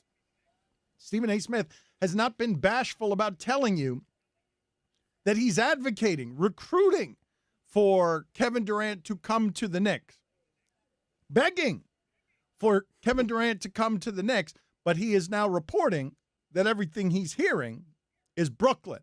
And to me, the report is even stronger, Stugotz, than merely Stephen A. Smith reporting it, which is usually strong enough. The fact that people are telling him this when they know he doesn't want to hear this, that this is the last thing he wants to hear, he must be hearing it very strongly, because certainly Stephen A. Smith is going to be surrounded by some yes men who are telling him some of the things he wants to hear, and no one's telling him what he wants to hear. You don't tell Stephen A. Smith stuff he does not want to hear. I mean, you just don't. That is a rule. You don't tell Stephen A. stuff he doesn't want to hear unless you know it's 100% accurate, okay? And so now I'm very nervous, Dan. I am so nervous. I have searched everywhere here up in New York for someone to tell me something different, tell me something otherwise, that maybe Kevin Durant, there's still hope for him to go to the Knicks. I have not found a single person. Not Kellerman, not Jay Williams, not Will Kane, not Jacoby, not a single person. I even asked Diana Rossini. She said he's going to the Nets. So the additional reporting that's been done here by Jackie McMullen, it's a story on ESPN.com. No, it's not. It's just that Boston may have been a little more to blame. This season became about Kyrie as a jackhole. That's what it became in Boston. And Jackie McMullen, and there are a lot of people saying, like Bob Ryan did, they would drive Kyrie Irving to the airport today. Bill Simmons telling you, who was it that Bill Simmons rather have? Kevin Looney? Yeah, Looney. Than Kyrie Irving. Here it is from a Jackie McMullen report, ESPN.com. On January 9th, the Celtics blitzed the Indiana Pacers in Boston, then flew out that night to Miami, arriving at the team hotel after 2 a.m. on Thursday. Boston was set to play the Miami Heat that night, but team sources said that didn't stop some of the young players from heading to South Beach, where the clubs stay open well past 5 a.m. It's not uncommon for NBA players to go out when they're on the road, but Irvin was irked. Teammates decided to do it in the middle of back-to-back games. The Celtics ended up submitting a lackluster effort, losing 115-99. During a timeout in that game, a testy exchange between Brown and veteran Marcus Morris, who was angered Brown didn't hustle back on the defensive end, was captured on video. Morris admonished Brown to play harder and shoved him before Marcus Smart quickly intervened. You're going to see a lot of new reporting, a lot of new sourcing, and Kyrie Irving would apparently, clearly, not be going back to Boston. Mi gente, this is Zidane.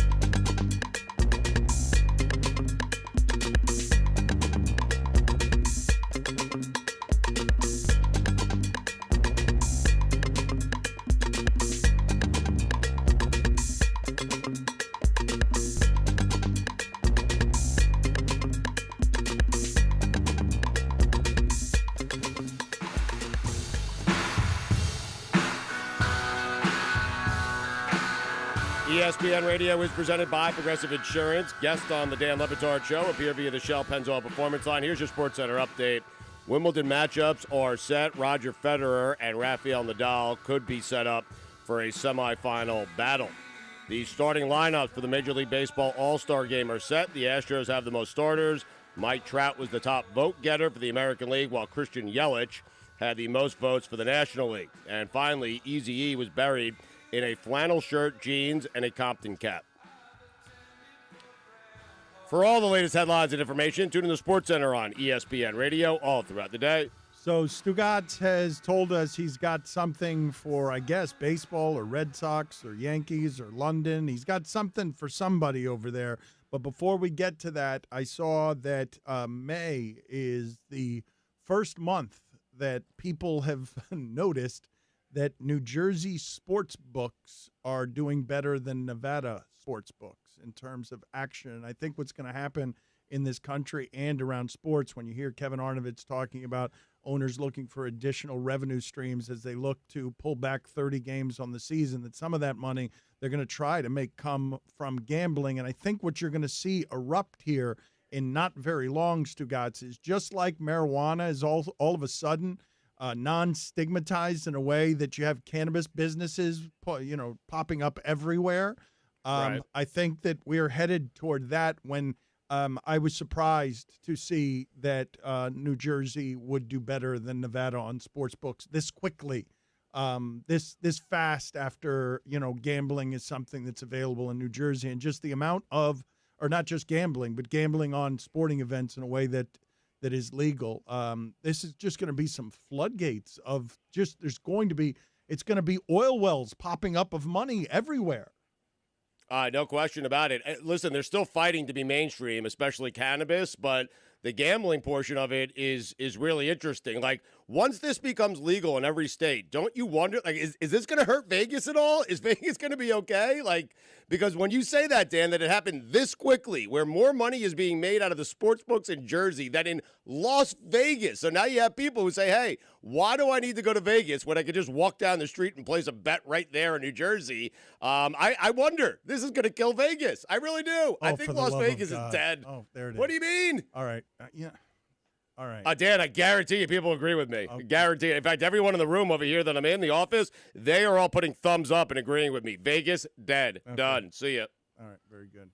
Not a surprise at all that that's your take, prisoner of the moment, based on the last month Okay, so it's just going to go back to being the desert. All the hotels are going to fall down, and it's going to stop existing.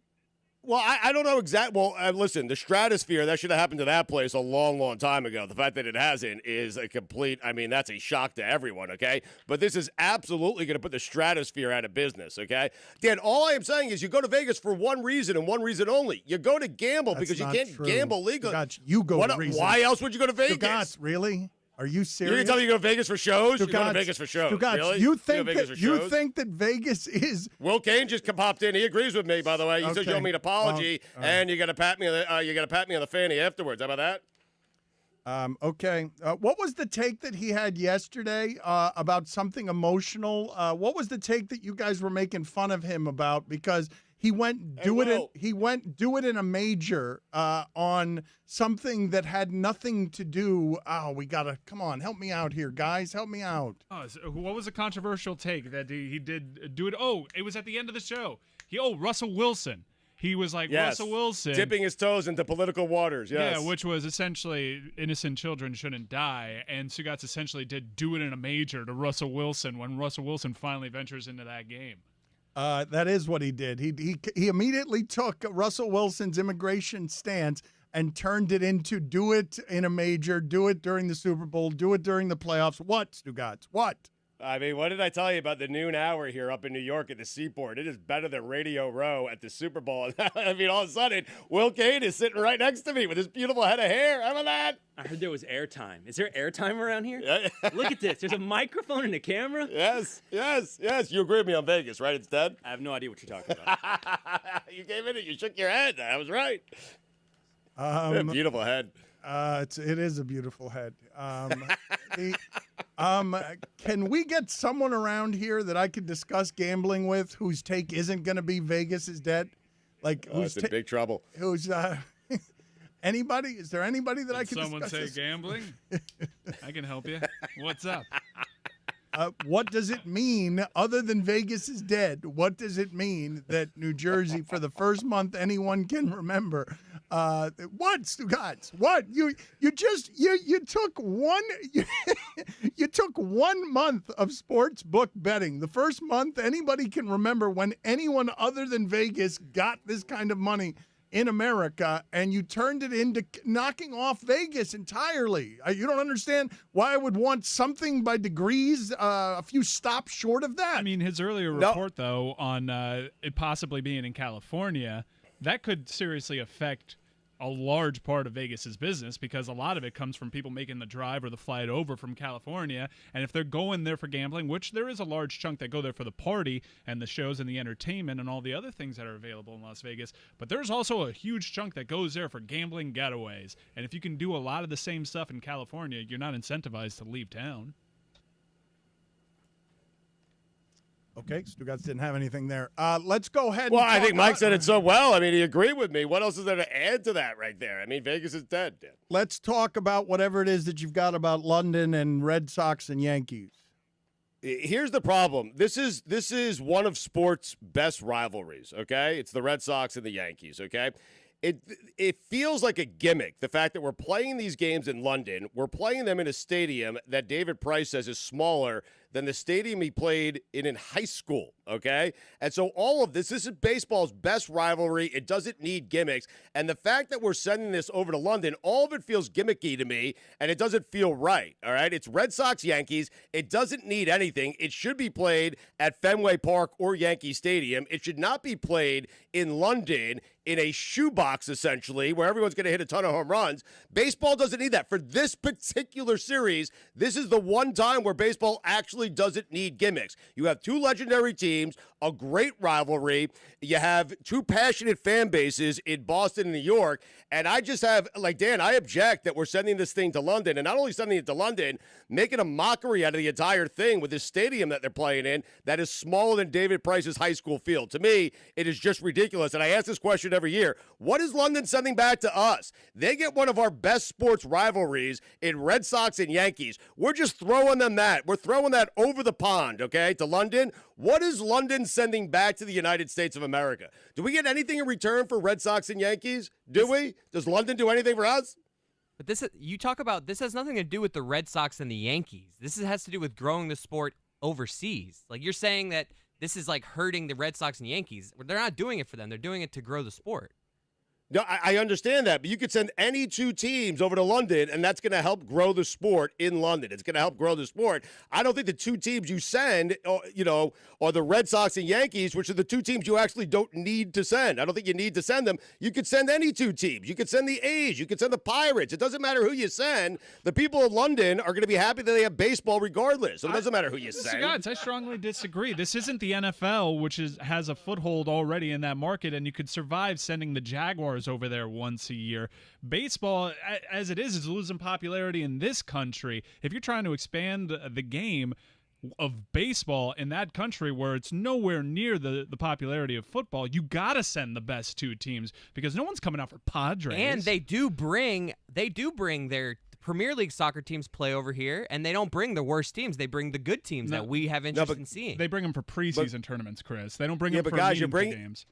But you're bringing Major League Baseball to England. Don't you think you could just send any two teams, and for 3 games, 30, 40, 50,000 people are going to show up to watch a baseball game? No, it doesn't matter what two teams there are. No, I think it matters in that sport because it's not popular over there in England. So if you're incentivizing English people to come out, you're doing it with a team like the Red Sox and the Yankees because Padres and A's isn't going to move the needle there at all.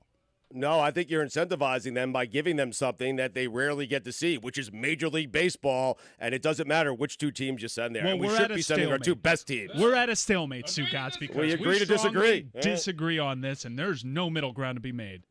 Well, big moment.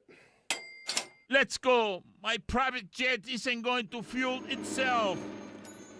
Everyone around here has a Casper mattress. Casper has been kind enough to send us all mattresses. We all rave about them. Tell them, Stugotz. Yep, not sleeping lately? Are you drenched, covered in sweat? Get rid of your heat-trapping mattress this summer and get a Casper. The Casper mattress combines 4 layers of pressure-relieving foams for all-night comfort. Plus, breathable foams are designed to keep you cool all night, all summer long. Sleep cool and comfortable every night. Get a Casper. Try yours for 100 nights with free shipping and returns. Head over to Casper.com right now to take advantage of their summer blowout. You'll get $100 off every $1,000 you spend only at Casper.com. Additional terms and conditions apply. See Casper.com/terms. Patty.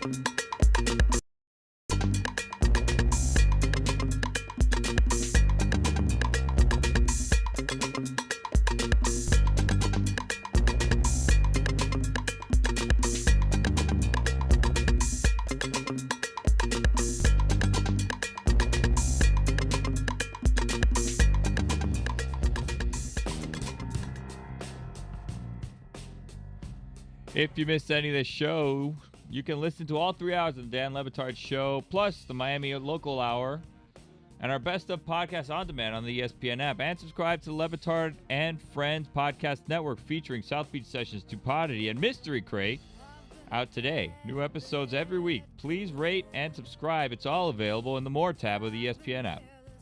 What's in the mystery crate that you're willing to reveal to the audience without revealing too much, Mike Ryan? Well, we like to keep it a mystery, but I will tell the audience Stugotz makes his return to the mystery crate this week, and a bunch of Stugotziness happens. Roger Bennett, he is Men in Blazers. He will join us in 15 minutes to talk about soccer. We're about to be engulfed during the summer with some of the most fun in sports that we have every year when free agency opens and things get a little crazy. Yesterday, for the first time, people are throwing out the idea of Kawhi to the Lakers, and Adrian Wojnarowski is sitting here saying to you that if he wants to get back to Los Angeles, this will be the Lakers' pitch as far as he sees it. It would be the biggest big three, maybe of all. Listen, the pitch the Lakers have to make to Kawhi Leonard is what's authentic to them, and that's LA. The Lakers are the team of stars. It is the franchise of superstars. It is the place to play under the biggest spotlight, with the most attention, with the biggest fan base in the world, and now you're going to play with the biggest star in all of basketball, LeBron James, maybe the most talented all-around big man in the game, in Anthony Davis. And you can do it near home, near your San Diego home. He loves Southern California. That's why the Clippers have been in this. And that's your pitch. But you've got to know whether that is what Kawhi Leonard wants, because you can't go in there and try to be something you're not as an organization. I just accused Stugotz of being knee-jerk based on the latest information, but it is true, right? If those three players get together, it will be the best three players to ever play together on a team, no? Yeah, considering where they are in their careers, this isn't prime LeBron, but LeBron James is still obviously very, very good, and he's only going to be improved more by having better teammates around him.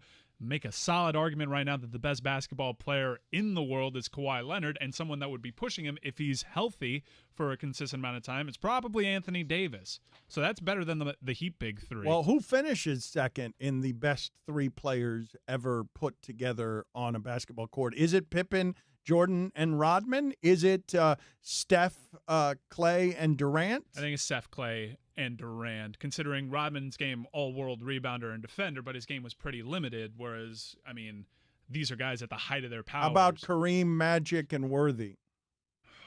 Man, I'd probably... Kareem, Magic, and Worthy's going to be pretty close. Kareem, Magic, and Worthy is not as good as anyone in that Warriors three. Kareem was good throughout his career. But also the kind of player you need if the other two guys are going to be the other two guys, right? The third guy...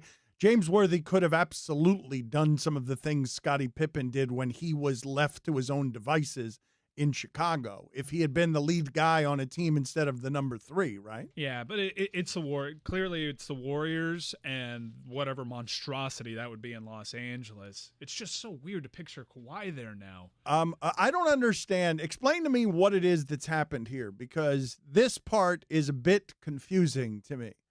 When we've been talking about all of this stuff, and it may just be that never before in the last 10 years of doing this nonsense with these transactions have we actually known how little Durant and Kawhi Leonard, two of the participants, the ways they might be thinking. We don't know which way the Kawhi Leonard's going to go on anything, and Kevin Durant can be a bit of a mystery too, and is coming in to this hurt. How... Anything's in play. Where did this come from all of a sudden, the Lakers? Is it that they opened up the third spot and then there was the news of Kawhi is taking a meeting with the Lakers? Because all season long, we've been talking about the idea if Kawhi were to go to Los Angeles, it would only be the Clippers. But now Stephen A. Smith is saying the Lakers are a serious contender for Kawhi Leonard, and I thought it was a foregone conclusion that they weren't that. I remember Stephen A. Smith was alluding to a relationship Magic Johnson had with someone in Kawhi Leonard's camp. He's maintained that there would always be some sort of level of interest, but it was just assumed with Magic Johnson going out of the picture and how this whole offseason has gone for the Lakers that Kawhi was just focused on the Clippers. It seems as though whatever relationship that might have been there between the Lakers and whoever was in Kawhi's circle might still exist. I guess what I'm asking you guys on this front, though, is all season long, if I had asked you at any point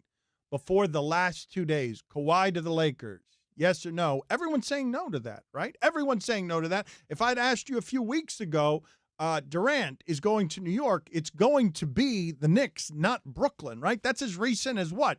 2 months ago we would have been saying that? 2 months ago, especially with how the Lakers were positioned. Magic Johnson's relationship with someone in Kawhi's circle, that was the uncle, Kawhi Leonard's uncle, and Magic Johnson was friends with him. The Nets were always sort of like whispered about in terms of Kevin Durant, but it would be really shocking. And I still don't think he's going to go there just because it's so bizarre, but this is a bizarre individual that no one knows nothing about. I just believe, though, listen, Mike, this is what I think has happened, because I was surprised, not that our polls are the most scientific thing in the world, but I was surprised when a poll came back asking the people in our audience, would you be mad at Kawhi if he joined the Lakers? And the answer was no.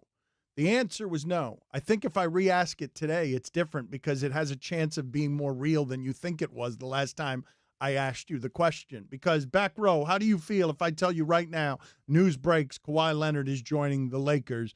You feel how about that? Because I feel like you've spent the last 4 years, not you guys, but people who complain about basketball, the last 4 years complaining about this Warriors team in some form. And now for the first time you have hope because they break down at the finish line at the end of the dynasty, and then we'd just be replacing it with, wait, what?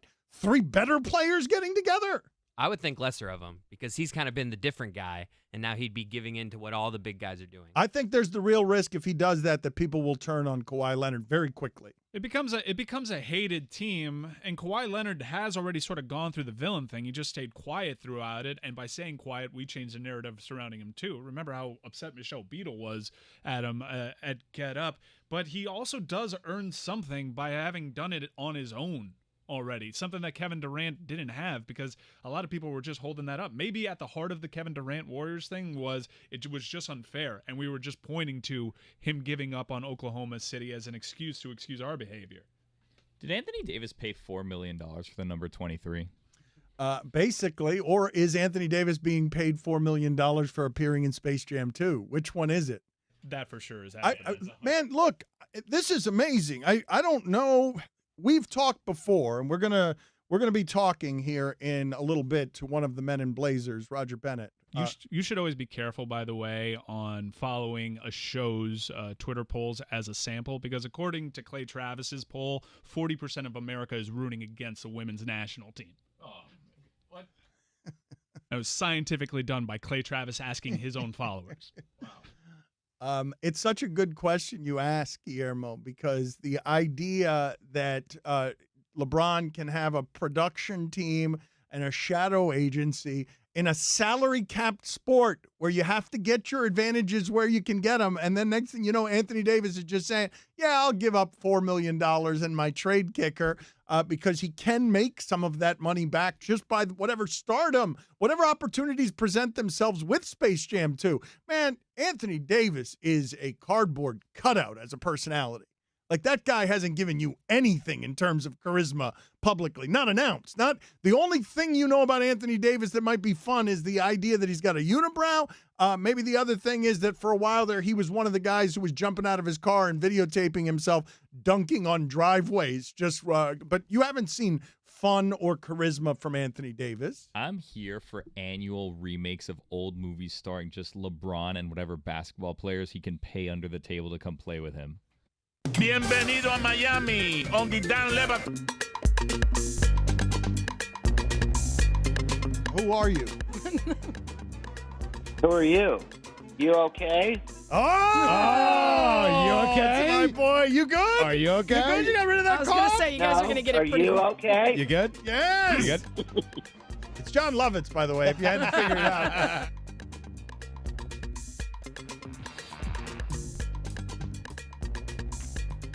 ESPN Radio is presented by Progressive Insurance. Guests on the Dan Le Batard Show appear via the Shell Pennzoil Performance Line. And now your SportsCenter update. Wimbledon matchups are set. Serena Williams was put in what may be the toughest quarter of the women's bracket with a potential match against... She's in the fourth round, and Ashley Barty in the quarterfinals. Fake Stugotz. It's Wimbledon. We go through this every time. Wimbledon. The starting lineups of the MLB All-Star Game are set. The Astros have the most starters. Mike Trout was the top vote getter for the American League, and Christian Yelich had the most votes for the National League. And finally, motorcyclists are 28 times more likely to be involved in a fatal accident than other motorists. It's uplifting. For all the latest headlines and information, tune into SportsCenter on ESPN Radio all throughout the day. We are fortunate to have this guy's analysis whenever anything soccer happens around here. You can see the Men in Blazers next Tuesday in Nashville. If you want tickets, tour dates, you go to meninblazers.com. They have a lot of fun on the road. They have a lot of fun doing their show. Roger Bennett from Men in Blazers with us now on ESPN Radio. Thank you again for joining us. What would you say is the most interesting storyline from the Women's World Cup? Oh, America, Dan. Always America. We don't have to call it the Women's World Cup. We can just call it the World Cup and call the other one the Men's World Cup because we don't qualify for the Men's World Cup. Let's call this one what it is. It is proper football. It has been, the quality of football has gone up by exponential amount since the last World Cup. Europe has become bloody good at women's football. And I guess the big storyline in all seriousness is Title IX that's given the U.S. women such an advantage for so long the European clubs have invested in the game, the Manchester Cities, the Arsenals, the Paris Saint-Germains, and Europe have gotten bloody good at a game that America used to take for granted, and it's pretty terrifying. Can you explain to the uninitiated how it is that America's had advantages there? Yeah, I mean, I grew up in Liverpool, Dan. And in the 1980s and 90s, if you were a woman, this is hard for Americans to understand. If you were a woman who wanted to play soccer, you were derided. You were mocked. It was, you were a fringe on the periphery of society. That women didn't play soccer. It was a working class men's sport. And it was fairly awful. And I'm ashamed to say that. In America, you had Title IX that invested in women's sport, that create an incredible athletic culture of women playing all sports, but particularly soccer. And in 1999, deliriously at the Rose Bowl, you smashed all comers in a joyous World Cup tournament that is up there for many. The sports bra moment, up there for many in the great iconic American sporting victories. You won it again in 2015. You almost win it by right, the World Cup. You've hit record 3 times. You've won it. You've won the Olympic gold almost every bloody time. And Europe, because it's always looked down on women playing sports, South America, deeply misogynistic when it came to women kicking footballs in Brazil and Argentina. We've always been far behind you. But over the past 8 years, women's football has quietly grown, and these teams, the Premier League teams that we see week in, week out, Chelsea, Arsenal, these big clubs have started to funnel money into the women's game.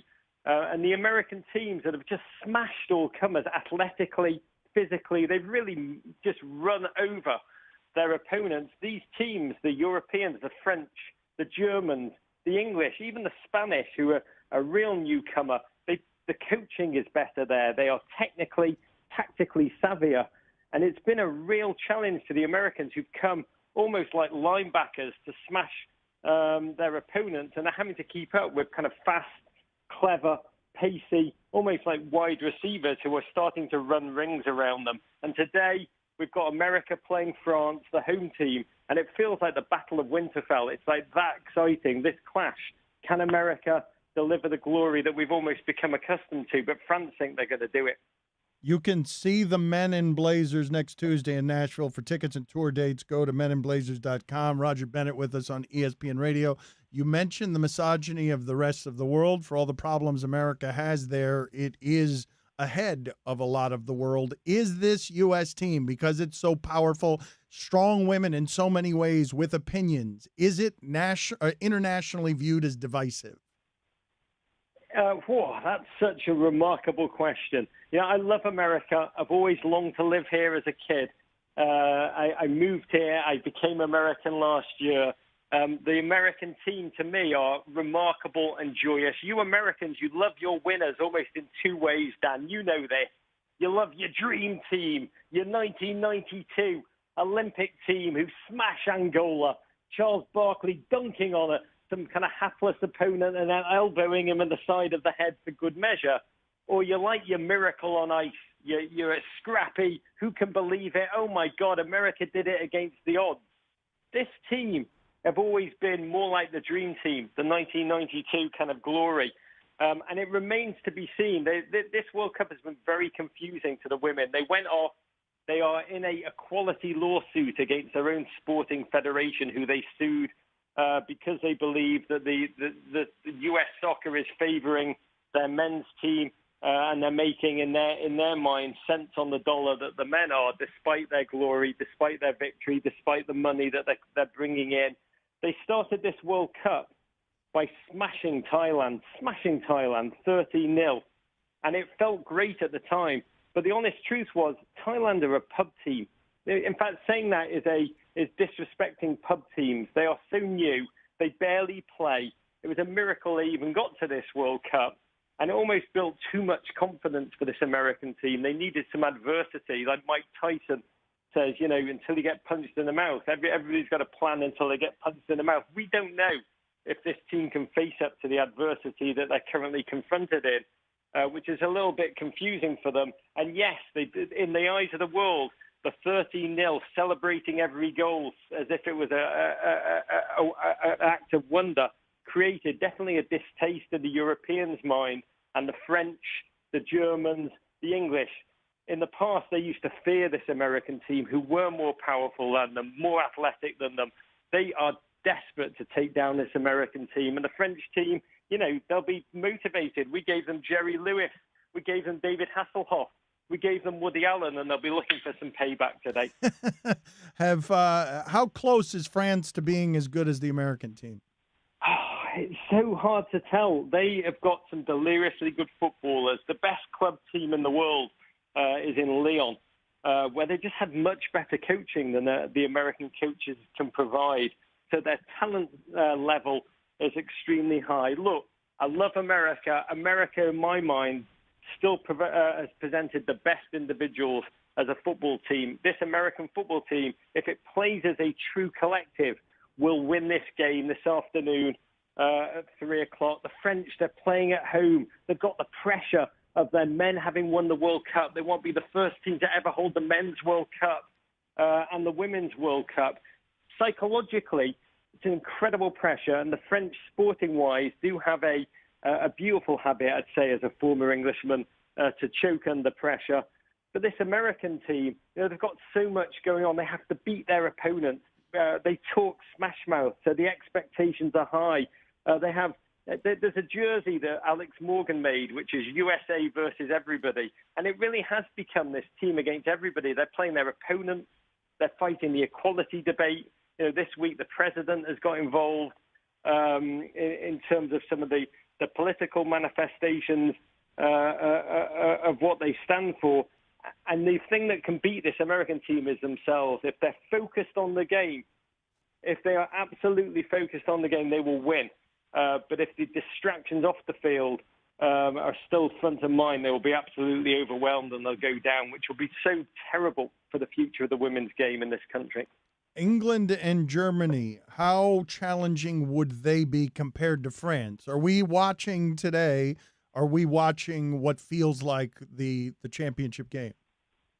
Yeah, this is the game that many are calling the de facto final. As I said, it feels like I have not been this excited, Dan, since the Battle of Winterfell. You know that feeling we all had on Sunday evening, waiting for HBO to pump out that finale. We wanted it, we needed it, we thought about it. We talked almost too much about it. Who was going to, you know, Arya the night? Who was going to take? That's what it feels like. This incredible sense of anticipation.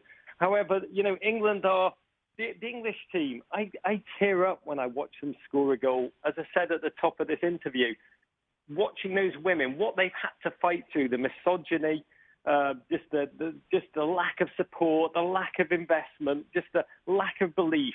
Watching those English women take the field, play so beautifully, score goals, I find it so thrilling. They're not just winning on the field. They've had to fight so many demons, so much hate, so much loathing off it. It's a remarkable thing for me to witness, and they are flying.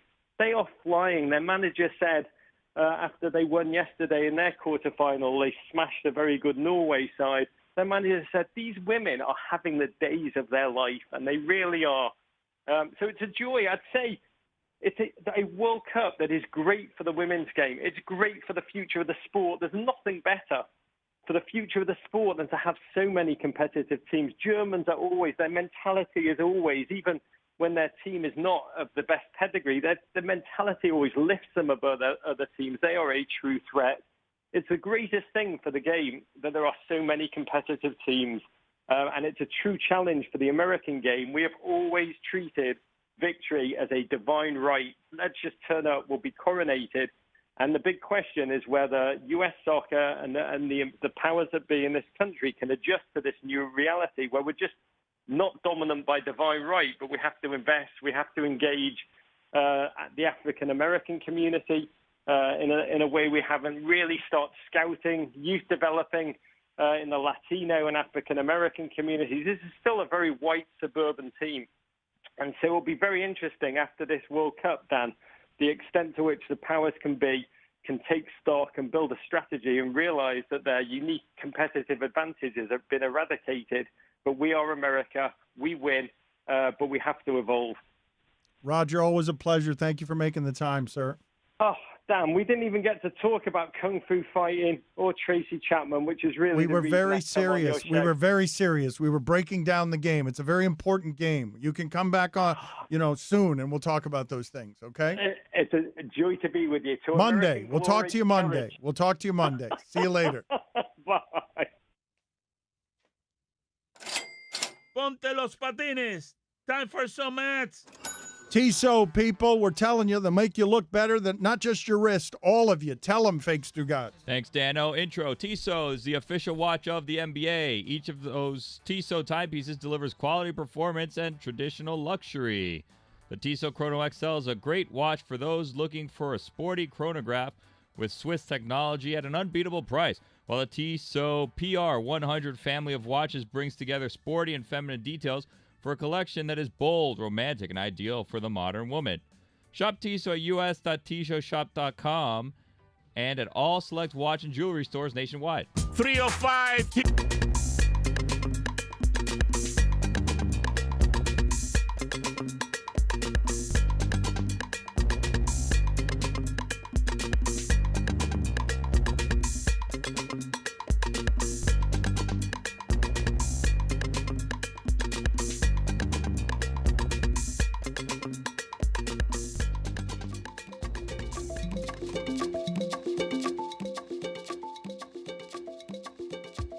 If you missed any of our interviews, go check them out on demand in the Dan Le Batard podcast, brought to you by the Capital One Saver Card. Earn 4% cash back on dining and entertainment, 2% at grocery stores, and 1% on all other purchases.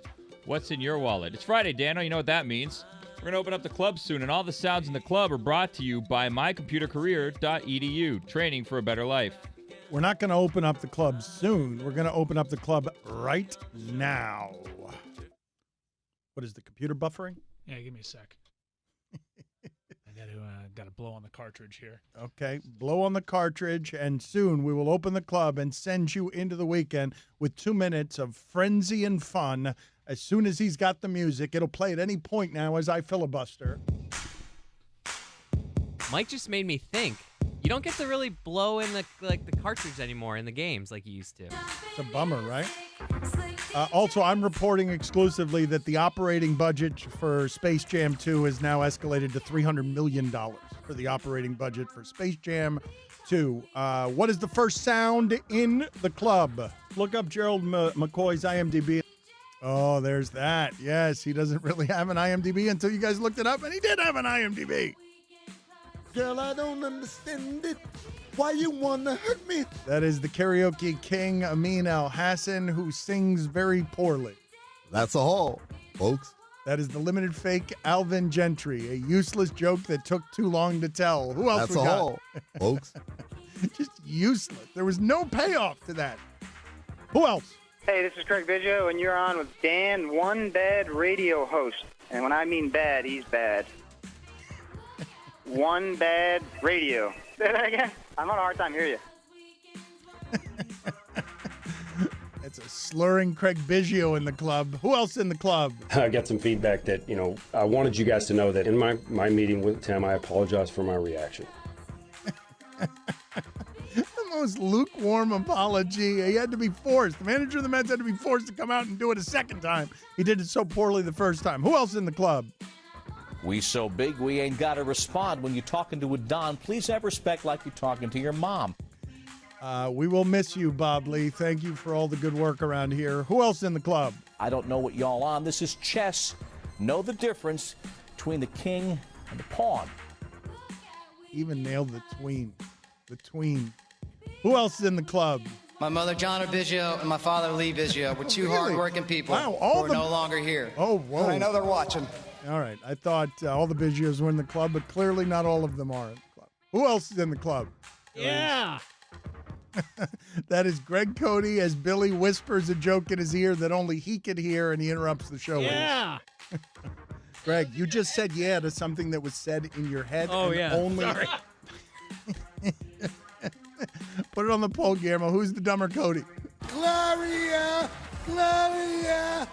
Hope you enjoyed the Dan Le Batard Show on ESPN Radio. World Star.